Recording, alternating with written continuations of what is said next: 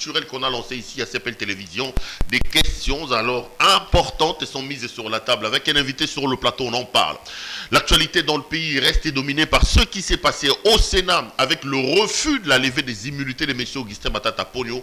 Du coup, le droit s'invite table. Vous avez suivi le très brillant professeur Luzolo Bambi qui parle d'un déni de démocratie et qui s'est dit mal à l'aise que la justice s'arrête aux portes du Parlement. On parle de ça. Entre-temps, le procureur près la Cour constitutionnelle a saisi la Cour pour interpréter l'article 107 et peut-être, s'il a une bonne interprétation, il réussira à se payer la tête de Matata Ponyo et peut-être d'Alexis Thambwe Mwamba. Qu'est-ce que le droit dit?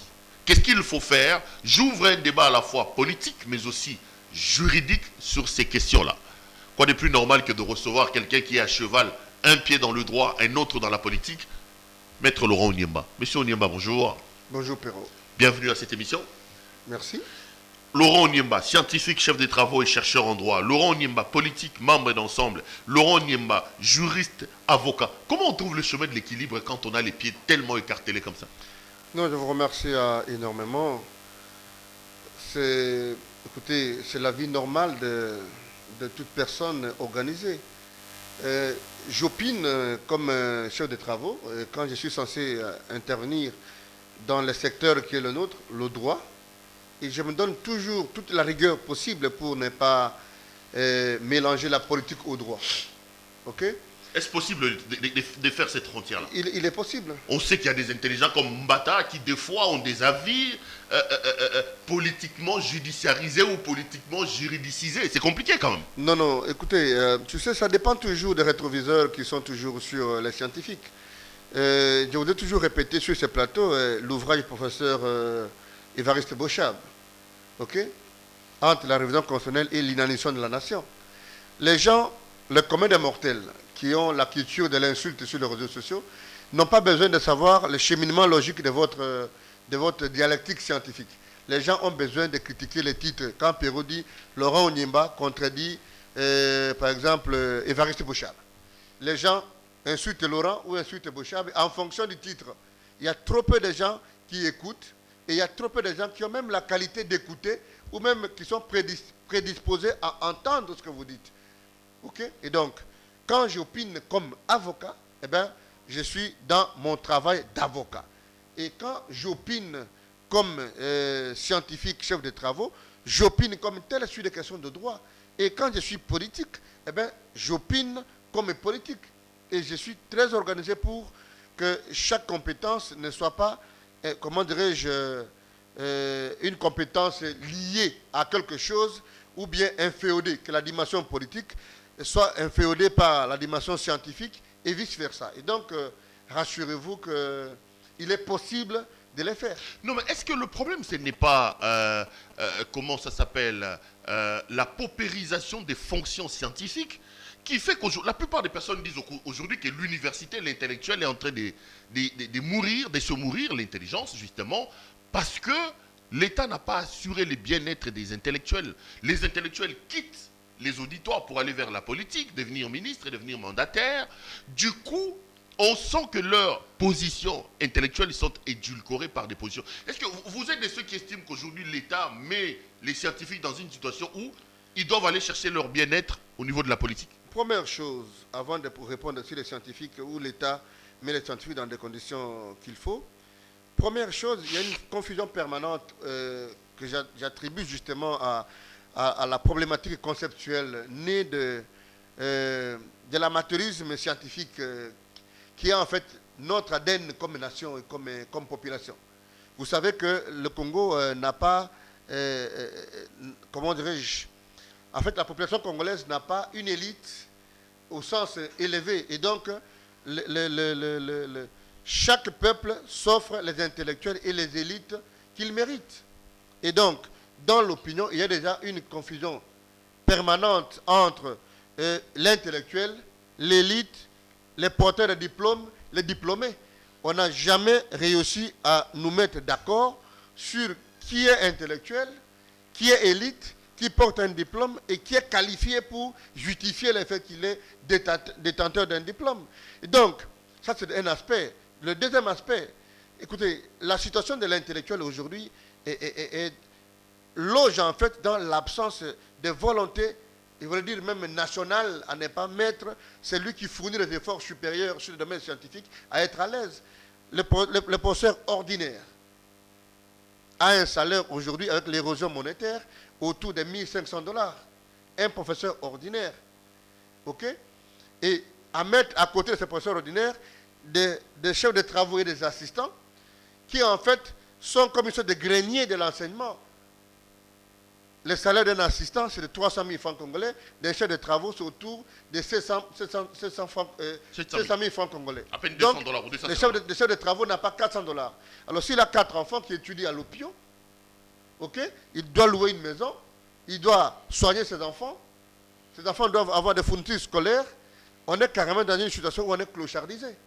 Et c'est à mettre dans le compte du leadership politique que nous avons. Nous sommes un État qui tente en fait de fournir des efforts en train de colmater des brèches. Il n'y a aucune philosophie générale sur le fonctionnement de notre pays. Quand ce sont les élèves qui marchent, on veut résoudre le problème des élèves. Quand ce sont les infirmiers qui marchent, on colmate le problème des infirmiers. Quand c'est le Covid qui arrive, on parle de question de Covid. Quand c'est l'armée qui doit aller en guerre, mais une gestion erreur à tâtons. Exactement, tu as trouvé le mot. Est-ce que nous sommes un État? J'ai toujours dit, il y a une thèse du professeur Jacques Joly qui parle de le Congo à la recherche le Congo comme un territoire à la recherche d'un État. En fait, au-delà des chapeaux de bonnes intentions, nous sommes en train de tituber quant à confectionner une vision claire pour notre pays. Il faut donc dans ces pays un leadership visionnaire. Tant que le leadership n'est pas visionnaire, et le leadership visionnaire n'est pas le fruit de la main du ciel, il faut responsabiliser des gens qui ont un background capable de rencontrer les préoccupations de notre pays. Ce leadership-là, vous ne voyez pas auprès de Tshisekedi. Non, vous connaissez que je vous amènerai toujours sur ce Je ne veux pas. Et puis après, tu vas encore dire qu'il y a l'incompétence. Après, tu te feras insulter partout à la télévision. Déjà, vous-même, vous êtes caricaturé comme anti-Tshisekedi. Je ne veux pas ici que vous puissiez me coller votre veste d'anti-Tshisekedi. Je commente pas que vous m'avez posé la question. Dans ma casquette de scientifique, je suis incolore. Et donc, si ces analyses peuvent aider le président à comprendre qu'il faut l'état général de la question congolaise. J'aime mon grand frère Franck Diongo qui dit qu'il est chercheur sur la question congolaise. Donc le Congo est comme un ordinateur planté. Il faut l'antivirus, il faut des claviers, il faut la souris. Et donc le Congo est un problème, pas seulement pour les Congolais, mais aussi pour l'Afrique. Vous vous souvenez de ce qu'a dit Franck Fanon, que si le Congo décolle, l'Afrique décolle. Mais aujourd'hui, aussi bien, même avec tous les projets de libre-échange, d'ailleurs, nous devenons carrément comme une sorte de zone de non-droit. Parce que les Rwandais vont aller vendre en Afrique du Sud en passant par chez nous, autant que les Tanzaniens, autant que les Brazzaville peuvent traverser pour aller en Angola et faire tout ce qu'ils veulent. Nous n'avons pas une économie classique, normale. Nous avons une armée, quel que soit tout ce qu'on peut dire autour de l'armée, mais l'armée ne s'évalue qu'au travers des victoires. Et nous sommes un pays avec plus ou moins 27% de notre territoire qui est sous menace et qui est gouverné par des forces négatives et même des pays voisins. Mais nous nous limitons à taxer ADEF. Personne ne prend le courage même de dire aux pays voisins en disant « Nous savons que vous êtes les destinataires finaux de tout ce que le groupe négatif amène. » Donc, en réalité, tu vois, quand je suis dans ma casquette de scientifique, vous écoutez. Et ça me met à l'aise. Le Congo est un problème.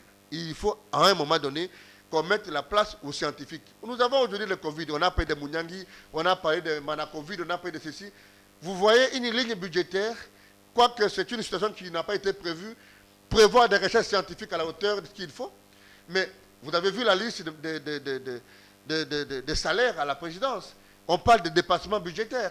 Regardez le gouvernement, j'ai dans ma voiture 3 exercices budgétaires. Vous allez voir que c'est un gros livre comme ça, mais les quelques pages qui sont salées, qui sont utilisées, c'est autour de 40 pages. Là où on parle de la recherche, là où on parle de bourses, là où on parle de ceci, ce n'est pas utilisé. Ce n'est pas la préoccupation de la gouvernance.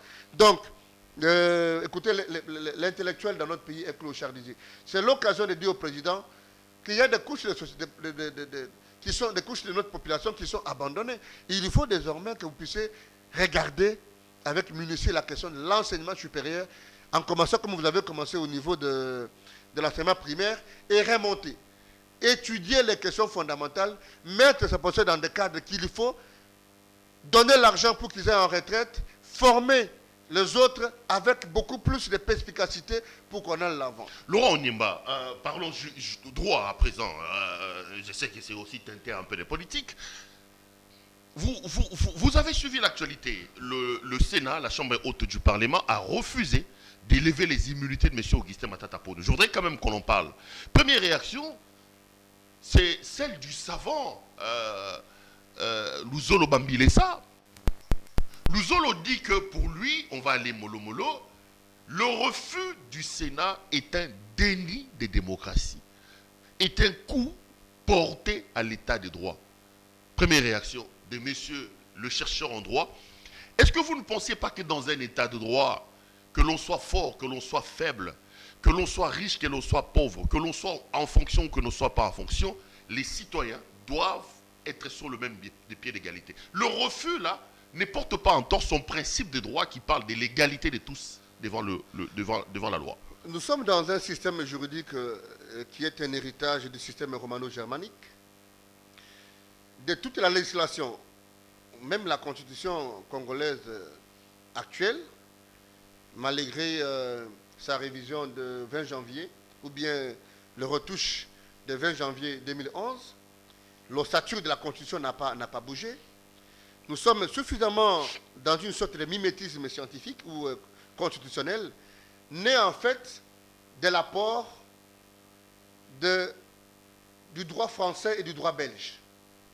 Évidemment, il y a la touche congolaise, parce qu'un texte constitutionnel, par essence, est une compilation des valeurs positives qu'on trouve sur un tissu sociologique qu'on tente d'ériger en normes fondamentales pour réglementer la même société. Maintenant, à partir du moment où nous nous mettons d'accord que ces principes sont édictés dans la Constitution, que les parlementaires ont une procédure particulière au regard de leur charge et au regard du fait qu'ils représentent le peuple directement pour les députés et indirectement pour les sénateurs, et que la loi, si vous lisez bien l'article 107 de la Constitution, plante les décors, l'article 217 et 218 du règlement d'intérieur du Sénat, déclaré conforme à la même Constitution par son arrêt R-Cons 967, et donc ce règlement d'intérêt du Sénat faisant corps avec la Constitution et étant en intelligence parfaite du point de vue légal à la Constitution, il n'y a pas de déni de justice ou de déni de démocratie. Parce que la Constitution et les lois de la République, parce que la démocratie, c'est aussi ça, le respect des principes. N'en déplaise à ceux qui orientent la question, et je pense ici d'heureuse mémoire au professeur Bayona, au professeur Akele. Je me réclame être orphelin de cette expertise en droit judiciaire. Le droit, oui, est en fait le dernier rempart d'un peuple quant à la confection d'une démocratie. Mais pas le droit qui ne respecte pas les normes. Les normes ici, c'est que la loi a doté à chaque chambre des prérogatives précises. Si vous êtes une chambre parlementaire et qu'il y a des poursuites qui sont engagées contre un parlementaire, je vous ai donné la procédure la fois passée, la chambre qui est saisie pour la levée des immunités en vue de déférer ou bien d'autoriser les poursuites contre X ou Y sénateur ou député, confectionne ou bien met sur place un bureau, plutôt une commission ad hoc, qui évalue justement de l'opportunité de lever les immunités. J'ai entendu plusieurs juristes, tu sais, avec les juristes désormais, comme je les appelle les juristes de Sayo, parce qu'il y a des systèmes qu'on ne connaît pas, s'inviter dans les débats. Première précision, à dire que les sénateurs n'ont pas la latitude d'apprécier de la compétence d'une juridiction. Ça, c'est de mauvais droit. Pour qu'on lève les immunités, c'est comme ça que la commission est généralement composée aussi de grands juristes. On doit évaluer la gravité des faits, l'opportunité de lever les immunités, et même la véracité des faits, en écoutant justement les sénateurs pour construire la théorie du droit ou du contradictoire. Et quand on a fini, on ramène les rapports au niveau de la Chambre ou au niveau de la plénière, Assemblée ou Sénat, et on passe au vote secret. Et il y en a même qui disent que, à partir du moment où le Sénat ou bien la plénière a rejeté la levée des immunités, on peut revenir pendant les vacances parlementaires. Je m'en moque parce qu'en fait, tu sais, le droit loge en fait dans les nuances. Et je t'ai toujours dit que le droit pénal normal est différent du droit pénal constitutionnel. Je salue le professeur Sambo Colombe. Il sait de quoi je parle. Il est aussi différent du droit pénal parlementaire ou du droit disciplinaire parlementaire. Ici, quand la plénière s'est décidée, la plénière est l'instance supérieure, quand la plénière a décidé, le bureau ne peut plus revenir au cours de la même législature sur la même question. Non, la loi ne le dit pas, Laurent Nyemba. Non. Ça, c'est vous. Ça, c'est la compréhension de Laurent Nyemba. La Écoute-moi. loi ne dit pas Écoute. que une fois que la plénière a décidé sur la question, je donne un cas, la plénière peut justement ou injustement décider manquant certains éléments. Pendant ce temps, le procureur qui veut poursuivre la personne incriminée peut apporter des éléments qui éclaircissent la lanterne du bureau Parce que nous sommes pendant que le Parlement serait à vacances. La loi ne dit pas que le bureau n'a pas les droits d'élever une fois que parce que nous sommes devant un cas précis. Parlons du cas de Matata qui fait école aujourd'hui. Tu sais que on a d'abord adressé le premier réquisitoire au Congrès. Je suis venu sur votre modeste plateau. Je vous ai fait la démonstration que le Congrès n'est pas l'instance parlementaire. Je pensais que vous alliez commencer par là pour reconnaître que le procureur est revenu. Il m'a donné raison. Deuxième chose, ils ont une autre opinion à plaider en faveur de la Cour de cassation. Je vous ai démontré sur ce même plateau, encore une fois, que les faits ne relèvent pas de la compétence de la Cour de cassation parce que les faits qui lui sont imputés relèvent de ses qualités de Premier ministre. Je suis revenu en charge de la troisième fois pour vous démontrer qu'il y a un vide juridique. En fait, la loi où le constituant a voulu protéger la fonction. Je vous donne le cas des États-Unis. Malgré que Trump a demandé à ses sympathisants d'attaquer le Capitole, mais que la Chambre des représentants a refusé par 2 fois d'élever les immunités ou d'autoriser les poursuites. Donc, vous allez encore comprendre une fois pour toutes que ce style journalistique ne corrobore pas avec le style juridique. Le Sénat ne peut pas à tort ou à raison, non. Il relève de sa compétence. Et les compétences en droit sont d'attribution. Ça, c'est du droit du campus, pas de Sayo. Les compétences sont d'attribution. Donc, autant la loi a donné au Sénat la prérogative d'apprécier de l'opportunité ou non d'élever les immunités, et que la plénière étant l'instance supérieure, je te dis, pose la question. Tu es très proche des savants. Pose la question. Ce n'est pas du droit pénal classique. Non. C'est du droit pénal constitutionnel et parlementaire. La plénière étant l'instance supérieure. Je parle en français facile pour permettre aux communs de monter de nous rejoindre. Yoda papa yandaku, Péro Louaba nandaku, Banaba Singba Kendi fait pas voisin. Toi, tu as déjà dit que moi, on est pendant période de maladie. La Covid. La Covid. Maman ne peut plus revenir sur la question sans violer ma bimbe konayo. On a pas que les cassements avant. On a que les cassements ta masque. C'est ce qu'on veut nous faire comprendre, pas dire non, non, il faut aller jusqu'au fond de la logique. Maintenant, si nous mettons ça de côté, je reviens sur la question des dénis de justice. À partir du moment où le Sénat a appliqué que son règlement d'intérieur, déclaré conforme à la Constitution, et que la Constitution le prévoit, il n'y a pas de déni de justice. Il y a déni de démocratie quand on veut justement, pour obtenir la tête de Perrault, de X ou de Y, inventer des normes.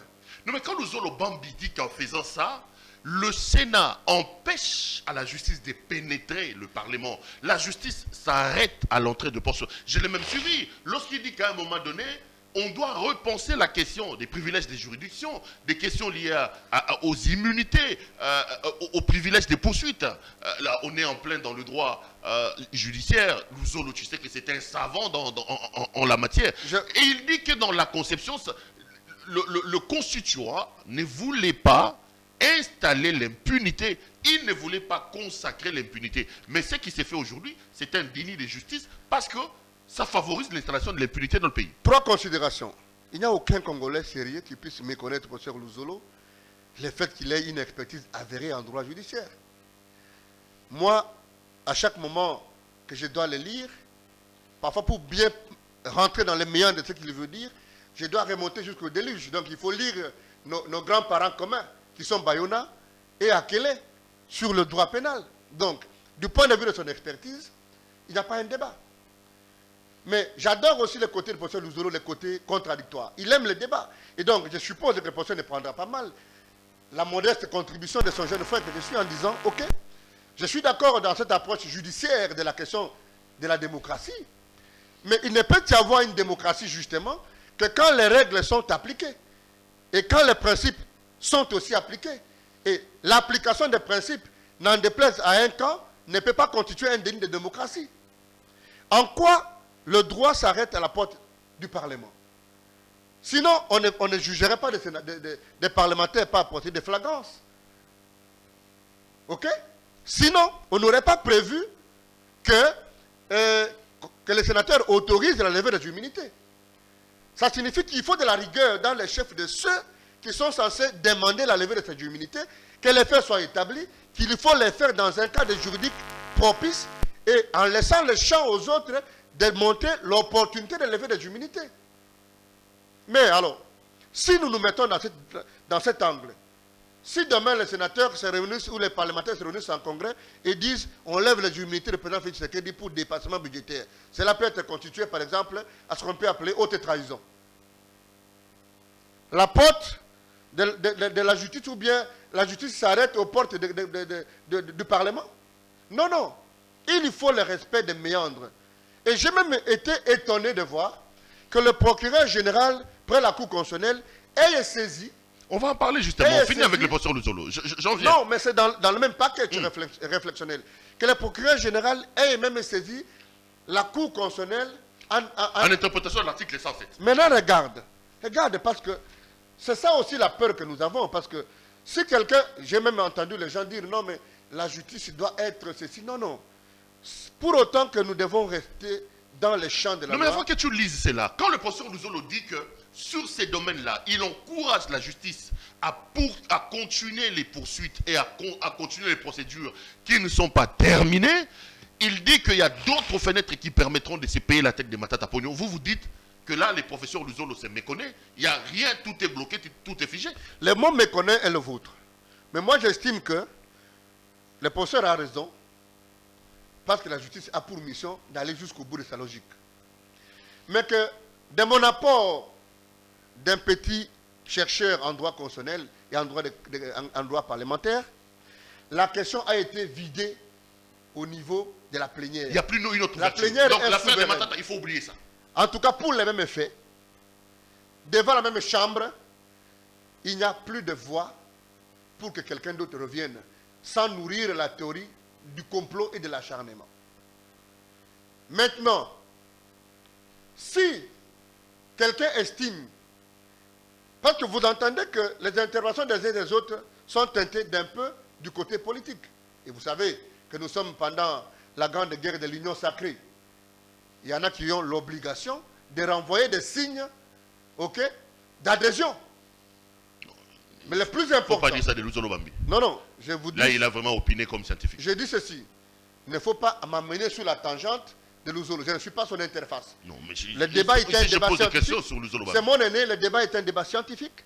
Je donne mon opinion en disant que quelqu'un me montre une disposition réglementaire ou une disposition constitutionnelle qui veut que les sénateurs aient levé une option pour l'inopportunité de poursuite contre X parlementaire, ok, mais que la voie de sortie serait de poser la question à la Cour. Allons-y justement sur la question. Parce que le procureur, près la Cour constitutionnelle, saisit la Cour au fin d'obtenir l'interprétation de l'article 107.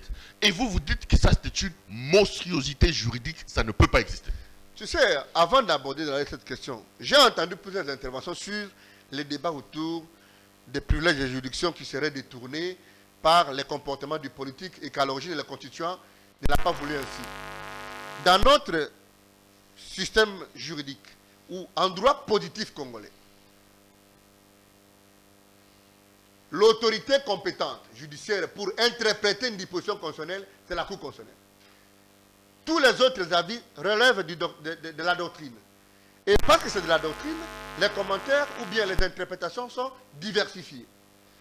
Quiconque s'accepte comme scientifique doit vouloir trois choses, comme l'enseignait Dieudonné Kalouba. Tout ce qui est scientifique doit être répété, contesté et démontré. Et la beauté de la science naît justement de la contestabilité des propos des uns et des autres.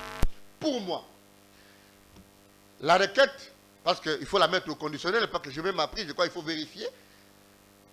J'ai vu dans les réseaux sociaux. Le procureur général après la Cour constitutionnelle n'a pas raison d'être. D'abord, le procureur n'a pas qualité dans ce champ-là pour saisir la Cour constitutionnelle. Vous lisez l'article 161 de notre Constitution. Que dit l'article 161?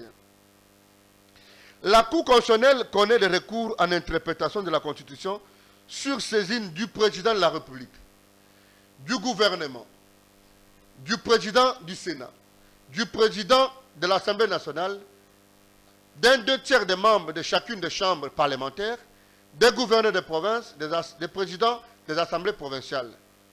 Elle est juge du contentieux des élections présidentielles et législatives ainsi que du référendum. Elle connaît des recours contre les arrêts rendus par la Cour de cassation, les conseils d'État, uniquement en tant qu'il se prononce sur l'attribution du litige aux juridictions de l'ordre judiciaire ou administratif. Ce recours n'est recevable que si un déclinatoire de juridiction a été soulevé par ou devant la Cour de cassation ou le Conseil d'État. On donne les modalités. L'article 162. La Cour constitutionnelle est juge d'exception. C'est très important.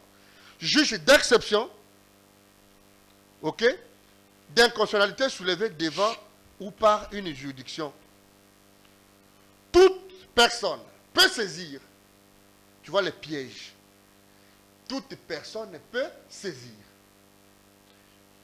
la Cour constitutionnelle pour inconstitutionnalité de tout acte législatif ou réglementaire. Maintenant, la liste de ceux qui peuvent saisir la Cour constitutionnelle quant au champ de l'expression de leurs institutions est limitative. Vous n'avez pas vu les procureurs de la Cour constitutionnelle. 1. 2. Toute personne peut saisir. Pourquoi? Pour exception d'inconstitutionnalité. OK? Ou d'une décision. On dit, non, mais attends. OK. Il faut d'abord, écoute bien. Toute personne peut saisir la Cour constitutionnelle pour inconstitutionnalité de tout acte législatif ou réglementaire. Tu as vu? Elle peut en outre saisir la Cour constitutionnelle par procédure de l'exception de l'inconstitutionnalité invoquée dans une affaire qui la concerne devant une juridiction. Ça, c'est des modalités qui viennent en fait des juridictions inférieures qui saisissent. Maintenant, dans l'expression de pouvoir que l'État confie aux institutions ou à leurs animateurs, la liste est limitée. L'article 161 de la Constitution ne dit pas que le procureur général de la Cour constitutionnelle peut saisir la Cour constitutionnelle. Sur une question d'interprétation. Voilà. Et donc, ici, j'attends qu'un juriste vienne me dire le contraire. Je suis quand même l'héritier de Ngondankoï, de Sambo, ok, et de Kalouba, et de Mbata et des autres. Nous estimons participer à ces débats. Alors, qu'on me donne les pieds ou la base légale, ou le cadre juridique de l'expression d'une requête qui proviendrait du procureur général près la Cour constitutionnelle. Donc, le procureur général près la Cour constitutionnelle, monsieur l'avocat, ce que vous voulez dire, c'est que monsieur le procureur n'a aucune fenêtre qui lui permet de saisir en interprétation la haute cour sur une question donnée. Non, mais d'abord la finalité d'une interprétation. La finalité d'une interprétation. Tu sais, la loi, la beauté du droit, loge en fait dans la maîtrise des nuances, pas dans les bribes d'information. Tu as même vu quelqu'un, j'ai vu des gens dire même à la télé, pas pour la même question, et c'est ce qui construit justement, aussi bien nationalement qu'à l'international, la théorie de l'acharnement. En disant non, écoutez, nous sommes des juristes, nous réfléchissons à haute voix. Si la plénière a déjà dit non à la levée d'immunité d'un parlementaire, il est possible qu'en vacances, pendant les vacances parlementaires, que les bureaux reviennent pour saisir à ce moment-là. S'il y a une nouvelle demande, je te dis que je ne serai jamais heureux, je serai honteux de me savoir juriste congolais si un jour, un procureur général après avoir déposé 3 réquisitoires et que le Parlement ou le Sénat ait refusé de lever les immunités, après débat contradictoire, et qu'on redépose et que le bureau autorise.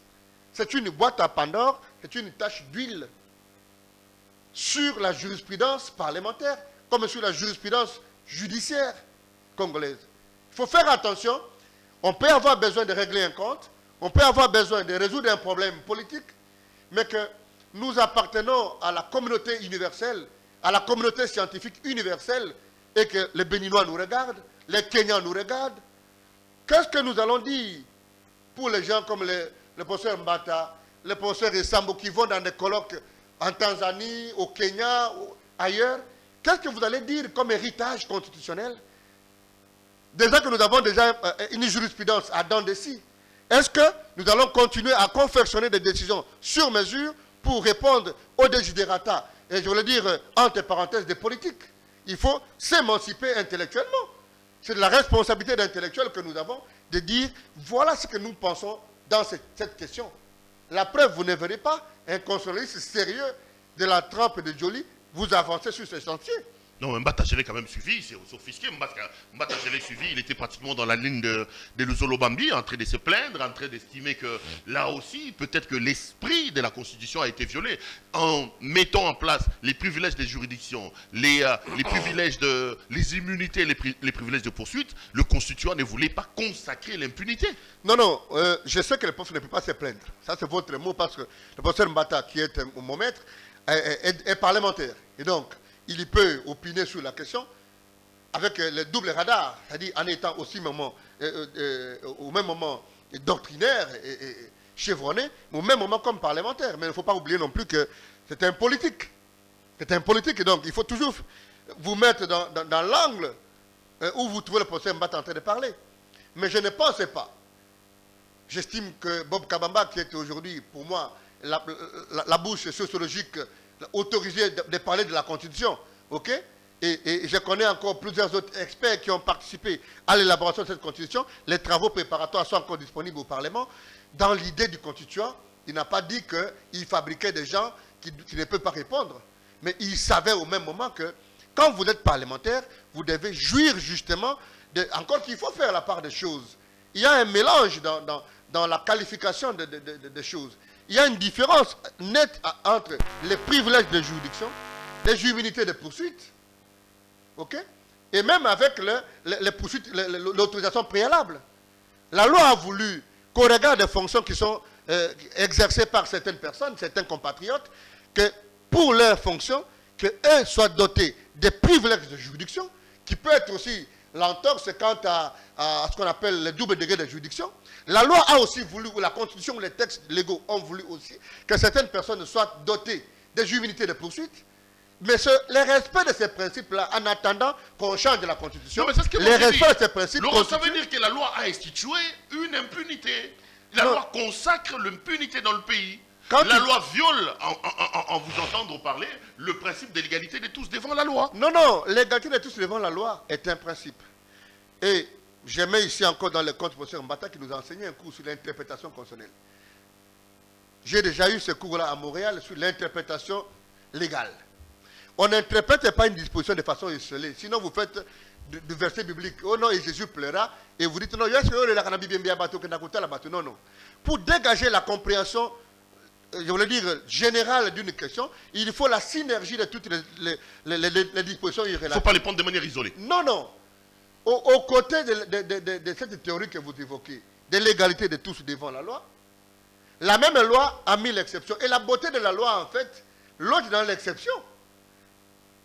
Ok? C'est comme ça que vous faites votre combat de délai de presse. Pourquoi vous vous acharnez à longueur de journée pour que soit consacré les délais de presse, ou bien plutôt soit légiféré dans ce sens, mais que quand on parle de parlementaires, vous pensez que... La dépénalisation des délais de presse. Plutôt la dépénalisation des délais de presse. Mais que vous pensez que ce n'est pas une situation qui ne vient pas aussi contredire la théorie de l'égalité. Quand les journalistes se font des incantations, vous avez suivi, non? Je respecte vous qui avez été à l'IFATIC, vous mettre sur un banc, connaître la dialectique journalistique, la contradiction, la thèse, l'antithèse est dégagée, que des gens qui se sont mis comme on est dans une société des amateurs, où les gens préfèrent dire non, Pero Aïbaki. Les gens écoutent plus quand on crie Moïbi. Comme on est dans la paupérisation, on préfère plus brandir aux gens. Pero Aïbakambongo Nabino. À la chemise fashionable, donc Yenda Aïbakambongo. Et on tombe sur ces peuples intellectuellement amorphes pour vendre une autre image. Vous savez qu'il y a trop de moutons noirs. Je crois que dans la presse aujourd'hui, si vous êtes à 10, il n'y a que 2 journalistes. Mais vous, malgré le fait qu'il y a des synergies, on a des journalistes combattants, ou les journalistes engagés, les jours où quelqu'un insulte, fait des fausses déclarations ou des imputations, on les suit auprès de la justice. J'étais à la place des magistrats, vous venez comme ça. On vous prend tous et on vous amène à Makala. Pour revenir à l'essentiel, les principes sont toujours... Regarde le droit, comment il fonctionne. Il y a toujours des principes généraux. Et aux côtés des principes, il y a des exceptions. Et le respect de ces exceptions ne veut pas dire que c'est un déni de démocratie. Et la démocratie, en fait, moi j'ai fait mes modestes recherches sur des questions de justice constitutionnelle. Et pour moi, je soutiens que l'avènement du juge constitutionnel, dans ce que Jean-Marie Mboko appelle l'état de droit constitutionnel, est en fait la forme achevée de l'état de droit qui met en exergue le travail du juge, qui a, au-delà du pouvoir de régulation, un pouvoir de regarder que tout acte soit conforme à la Constitution et les actes qui sont posés par les responsables, les animateurs des institutions. Mais en réalité, la justice ne peut être le dernier rempart de la démocratie que quand elle est juste. Ce n'est pas moi qui ai fabriqué toutes les théories ou les théorisations autour des décisions de dos à dos, des décisions sur commande des politiques. Une démocratie en résidence surveillée, une démocratie au service des forts, une démocratie au service des faibles. Et donc, je suis écœuré de voir les gens s'avancer avec des théories juridiques, des théories scientifiques, alors que c'est pour des films politiques. Il faut à un moment donné, c'est de la responsabilité pour démontrer que on est capable de dénouer tout ce qu'il y a comme azur ou tout ce qu'il y a comme cliché scientifique sur la soupe politique. C'est ça la beauté du droit justement. Quand un Onimba contredit Luzolo Bambi, c'est ça aussi la beauté de la science. Non, écoutez. Quand un Onimba renvoie Luzolo Bambi dans ses cordes et dans ses lectures, c'est aussi ça la beauté de la science. Non, mais écoutez, vos mots, je vous ai toujours rappelé que vos mots n'engageront que vous. Luzolo restera une icône du droit judiciaire congolais, mais que j'estime que, à dire que le fait que les parlementaires n'aient pas levé les immunités dans le compte des dossiers de Matata Pogno, la justice s'est arrêtée aux portes du Parlement. Non, non, il faut plutôt prolonger la réflexion au respect justement des principes parlementaires qui font corps dans la confection de cette même démocratie. Laurent, redescendons un peu. Ça, j'ai suivi ça aussi avec les professeurs Mbata. Lorsque vous refusez, que j'ai dit, lorsque je l'ai entendu se plaindre à la télévision, comment vous expliquez qu'un Matata Pogno, il est en Guinée, le procureur fait son réquisitoire contre lui, il va écouter sa visite en Guinée, il dit je rentre chez moi pour faire face à la justice de mon pays, mais que lui-même ne soit pas à l'initiative d'élever de ses immunités auprès de ses pairs pour aller justement faire face à cette justice-là. Comment vous expliquez l'hypocrisie des politiques, notamment des messieurs comme Augustin Matata Pogno?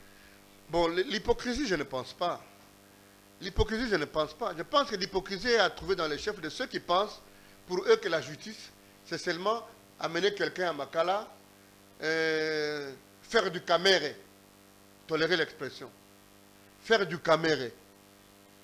Où quelqu'un est arrêté, il est condamné, on n'a jamais démontré un acte matériel que Kamer a posé, parce que tu sais la beauté du droit, encore une fois, loge dans le fait qu'il faut de la démonstration. N'allons pas dans ça, parce que là, c'est ton maître Kalouba qui a démontré que les fonctions du détournement étaient une fonction intellectuelle. Je peux te défier. Lorsqu'on dit qu'il faut démontrer X sur Y que tel a volé, le tout-puissant, je n'ai pas parlé de tout-puissant, le brillantissime Kalouba nous a dit que l'infraction du détournement n'amène pas à une démonstration matérielle telle que vous le cherchez là. Je peux te défier. Tu vois ma liberté d'expression, tu vois ma liberté de penser, ma liberté de parler.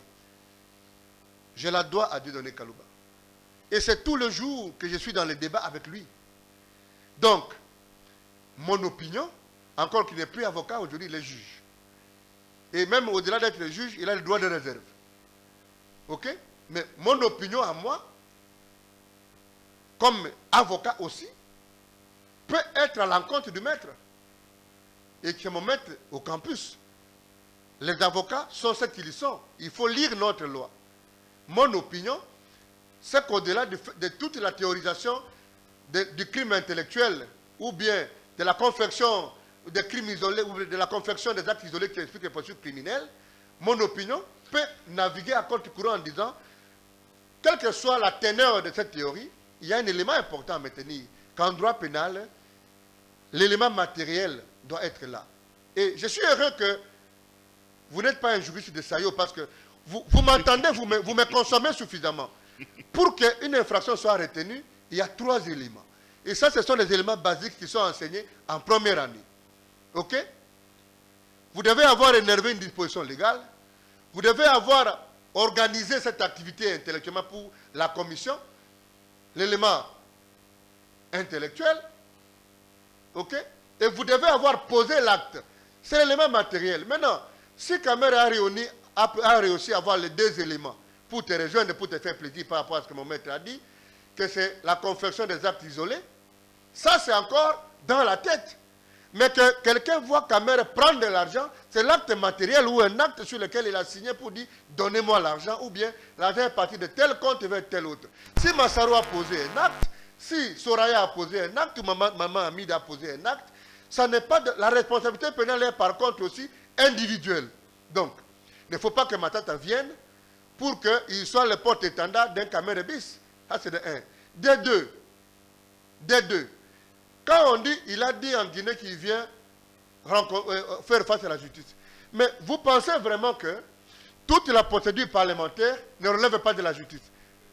Vous voulez nous dire que la justice pour vous, c'est seulement amener quelqu'un en prison ou bien l'amener devant un juge? Mais les avocats, c'est tous les jours que nous faisons face à la justice. Il y a la justice des pairs. Quand on dépose la moindre plainte contre les journalistes, vous réclamez quoi? Oh non, amenez-les à l'UNPC. À l'UNPC, ce sont vos grands-parents qui sont là-bas. C'est la justice. Donc, je voulais corriger ceux qui pensent que la justice, c'est seulement être condamné. Qu'on arrête. Le droit parlementaire consacre fondamentalement, les faits que les parlementaires pour être poursuivis doivent obéir, la démarche doit obéir à cette procédure-là. Le respect de la loi, c'est aussi le respect de la procédure parlementaire à apprécier le pouvoir qui sont de l'opportunité ou non. Maintenant, comme on est dans un pays où tout le monde parle, on est dans un pays où un infirmier commente la Constitution. Alors nous, qui connaissons la Constitution, nous allons nous taire parce que nous allons commencer à faire des prélèvements, des Covid ou bien des tensions dans les centres de santé. Qu'on laisse aux techniciens la possibilité d'opiner. Les jours où, quand vous m'appelez comme ça, je viens, je vous réponds. Et j'attends que quelqu'un d'autre vienne en contradiction. C'est ça la beauté du droit. Quitte à ce que le peuple soit élucidé, soit beaucoup plus éclairé. Et la finalité de la justice juste, on a dit la justice élève une nation, pas l'injustice. Et tu sais, en âme et conscience, que ce qui s'est fait actuellement est beaucoup plus du côté de l'injustice que du côté de la justice. Et il n'y a pas d'homme fort tout le temps, Perrault. On est à notre 4e chef d'État, 5e. Ceux qui étaient forts sous le président Kassavoubou ne le sont plus aujourd'hui. Sous Mouzès, sous Joseph Kabila et sous Félix Tshisekedi.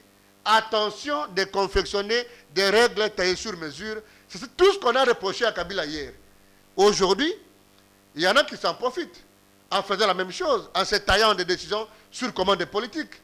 Mais demain, ça va, les mêmes décisions-là vont se retourner contre les mêmes personnes. C'est ma modeste contribution à ce débat. On va terminer. Moi, quand j'étais en train de préparer cette émission, je me suis dit, bon, la personne qui doit se sentir vraiment comme un prophète dans cette affaire, c'est Jules Alengueti. Il nous avait prévenu que Mboto, Mongo, immunité dans le Parlement. Et comme un prophète, il voit sa prophétie se réaliser. Les Mbotos sont là, ils profitent de leurs immunités et de leurs privilèges de juridiction et de poursuite. Tant mieux. Tu sais, jusqu'aujourd'hui, hein, c'est comme ça que tu ne me vois plus dans beaucoup de plateaux. J'ai décidé de ne plus partir parce que je ne me retrouve pas comme intellectuel en train de raconter ma vie. Où en fait on fait de... Tu te rappelles une émission où le grand frère Paul Moukindi que que je salue, était en train de poser des questions aux gens, parfois sur des vies privées, avec les musiciens. Quand on est sur un plateau sérieux, on parle des choses sérieuses. On ne peut pas prendre la bouillabaisse, hein, comme on attendait à l'époque, sur Rolango, et commencer à... Oibaki, les émissions populaires de Kimbaseki et de Kingasani. Non, non. Quand je viens sur votre plateau, j'ai l'avantage... Alinguet s'est trompé, il est dans la bouillabaisse. Écoute, j'ai l'avantage d'être questionné par un professionnel. Alors, je ne vais pas te mettre dans le lot de ceux Ça, c'est pas une question, c'est un constat. Non, non, je dis ceci. C'est un constat. Alinguet, tu nous as dit qu'il y a des motos au Parlement et que vous allez voir, ils ont volé l'argent. À chaque fois que la justice est en train d'ouvrir un dossier, elle sera bloquée. Tu sais, dans ces pays, nous tout le avons monde... constaté. Dans ces pays, tout le monde a des choses dans les placards. Hein. Le jour où je vais t'amener des vidéos de certaines personnes qui se vantent aujourd'hui comme la neige, à genoux, dans un bureau en train de demander pardon pour ce qu'ils ont fait, je te dis, et je te promets la primeur de cette vidéo-là, pour te montrer qu'il faut qu'on soit modeste dans notre manière de faire. Ok? Le travail de l'inspecteur général des finances, on en a connu ici, les Batou Benga, qui ont fait un travail énorme. Les Adolphe Mouzitou, les locaux, les Lemba, ont fait un travail énorme comme inspecteur de finances. Ils n'ont jamais fait des incantations, ils n'ont jamais recruté des brigades de presse payées mensuellement pour faire ça. Écoutez, ce n'est pas normal. On a mis la République dans la rue. La République ne se gère pas comme ça. Vous avez vu l'affaire des cartes ici. Les gens ont fait une affaire d'État. Mais papa, quand on vous dit que la Banque centrale, ok, Toi, tu es même avocat dans cette affaire-là. Non, mais écoutez. Et tu as écrit une plainte contre mon frère Israël Moutombo. Écoute, Israël, c'est un ami. Oh, ouais. Israël, c'est un ami. Tu as écrit une plainte. Je ne répondrai jamais. Tu as écrit une plainte. Les gens m'ont appelé, ils m'ont dit, Israël a dit à la télé que je l'ai appelé, tout ça. J'ai dit, c'est à seul Israël de donner le contenu de mon appel, si appel il y a eu, et que si je suis avocat dans une cause, pas que je suis avocat, et c'est mon travail. Non, mais la déportation existe aussi quand même, Laurent Niamba, non? Non, je ne comprends pas ce que vous appelez déportation. Quand vous êtes saisi par un client... Quand on sait que ça c'est quand même un ami, à un moment donné on a exercé le même boulot. Comment tu seras fier, toi, Laurent Niamba, de plaider en touche noire contre Israël Moutombo? Mais tu sais, hein, sincèrement. Tu sais, écoute. Et le soir, tu rentres à la maison, ta femme te met une foufou, tu manges. Tu sais que tu as mis Israël en prison, toi, Laurent Niamba. La rigueur personnelle aussi. Hein. La rigueur personnelle aussi. C'est aussi de savoir que vous êtes parti, Perrault est menotté du fait d'avoir volé, ok, mais que vous êtes l'avocat contre Perrault. Et je sais que dans l'opinion, c'est ce qui est consommable. Et les gens préfèrent le côté consommable. Moi, mes relations avec Israël n'ont pas été entamées même d'1%. Israël est un intellectuel parfait. Je suis conscient et conséquent en disant qu'Israël sait que Laurent ne peut faire que son travail. Maintenant, si c'est une question de demande, ou que c'est l'avocat qui apprécie, pas que l'avocat ne défend qu'une cause juste.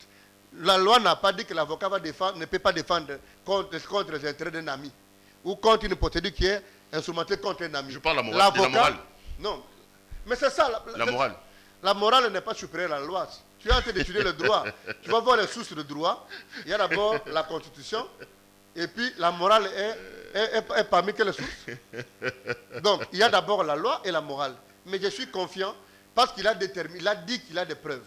Mais si moi je défends les intérêts de X personnes et que lui a des preuves et puis à Longhi, pourquoi vous n'allez pas dans la logique en disant, mais Laurent, ce que Bokekuna Bosambi et puis Israël à Longhi? Donc, je ne peux pas venir, moi, sur les plateaux de télévision, parler d'Israël. C'est à ce moment-là que ça devient... Ça énerve la morale. Si je commence à faire la campagne médiatique contre Israël dans les médias, c'est à ce moment-là que je ne suis plus Laurent. Mais si je suis dans ma toge d'avocat et que je défends les intérêts d'X personnes, même quand vous avez tué, sinon, les gens qui tuent... J'aimerais bien assister à ça quand même. Hein. Non, mais attends. Affaire appelée, on est en fixation, on dit qu'il faut plaider, Maître Laurent Niamba... Monsieur le Président, votre honneur, messieurs le membre de la composition, messieurs, je serai le plus rigoureux possible. C'est messieurs que vous voyez ici, je vous promets. Et pour ça, il faut l'envoyer en prison. Hein. Je vous promets. Tu sais la différence? La différence entre un procès... C'est intéressant ça quand même. La différence entre Maître Laurent Niamba. Tu connais la beauté du droit pénal? C'est qu'en fait, l'avocat qui parle pas pour lui. Il parle pour le compte de son client. Le propos que Laurent sort ne relève pas de Laurent. Laurent postule pour le compte d'un client. Donc, si je dis Perrault aux Amouibi, au Fingaki, et Perrault, non, ce n'est pas Laurent, parce que Laurent fait un acte. Laurent cabinet un avocat belé, Laurent Katsa Makamboana, Israël Mutombokimia, Tikabatum Susu. Je le salue. Yote. Je le salue. Yo Master Nabiso, Zamut Nabiso, Abandakala, Osala Moussa Nabiso, Tikabatum Susu Yote. Mais est-ce que tu sais que j'ai. Tu sais que Nassi Nassina qui plainte mon contre yo. Monsieur Sili. Non, est-ce que tu sais que j'ai une plainte contre. J'ai signé contre toi. Monsieur Sili. Non, toi aussi tu vas me dire la même chose, hein? Ou c'est la dernière fois que je viens sur ton plateau? Yobima, Yote. Non, bon. Tu veux me dire aussi que Israël peut avoir soutenir la plateau, comme j'ai signé la plainte. Laisse. Et toi, toi laisse. Nous, on ne comprendra pas ça. Je te dis la vérité. Il faut comprendre. Non, on ne comprendra pas ça. Il faut comprendre. Il faut comprendre la hauteur. Pourquoi tu veux me poser à comprendre? Est-ce que tu sais que les avocats aussi... Tu es avocat, tu t'appelles Laurent Onyemba. C'est ça ton malheur. Oui. C'est ça ton malheur. Et c'est pour ça que la loi prévoit des principes comme la déportation, par exemple, pour un juge. Oui. Qui sent qu'il a quelques liens dans une affaire. Oui. Dans cette affaire, si toi tu es de la famille, donc ma famille, tu connais la réponse pour terminer. La réponse de Jésus quand on lui dit, mais ta mère et tes frères sont dehors. Tu connais la réponse? Qui est ma mère, qui est mon père, si ce n'est celui qui fait la volonté de Dieu? Merci d'être venu nous voir, Maître Laurent. Merci, Perrault. Madame, Monsieur, ça a été un grand plaisir pour moi de vous présenter cette émission. Retrouvons-nous demain pour un autre numéro. Merci à vous de l'avoir suivi. Mais je dois saluer mon grand frère qui va passer après moi. Papa Molem Nembalemba. Vieux Gagnant. C'est mon grand frère. Je sens qu'il est déjà là. Allez, à demain les amis. Oh, Mokunzi.